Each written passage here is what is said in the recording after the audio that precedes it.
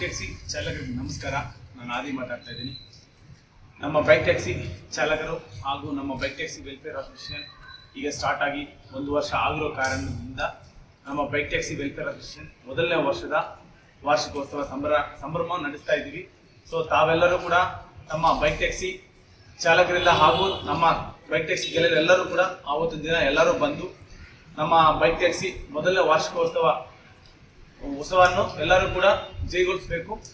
ಹಾಗೆ ಈಗ ನಮ್ಮ ಈ 20 ಜನ ಲೀಡರ್ಸ್ ಏನಿದ್ದೀರಿ ಅದೇ ರೀತಿಯಲ್ಲಿ ಸದಸ್ಯರು ಎಲ್ಲರೂ ಸೇರ್ಕೊಂಡು ನಾವು ಮಾತಾಡಿ ಈ ಒಂದು ಸೆಪ್ಟೆಂಬರ್ 3ನೇ ತಾರೀಕಂತ ನಿರ್ಧಾರ ಮಾಡಿದ್ದೀವಿ. ಅದಕ್ಕಾಗಿ ನಾವು ನಮ್ಮ HSL ಲೇಔಟ್ ಪೊಲೀಸ್ ಸ್ಟೇಷನ್ ಠಾಣೆಗೆ ಹೋಗಿ ನಾವು ಎಲ್ಲಿ ಮೀಟಿಂಗ್ ಮಾಡ್ತಾ ಇದೀವಿ ಅದಕ್ಕೆ ಸಂಬಂಧಪಟ್ಟಿರೋ ವಿಚಾರವಾಗಿ ನಾವು ಪರ್ಮಿಷನ್ ಕೂಡ ಪೊಲೀಸ್ ಇಲಾಖೆಯಿಂದ ತಗೊಂಡಿದ್ದೀವಿ.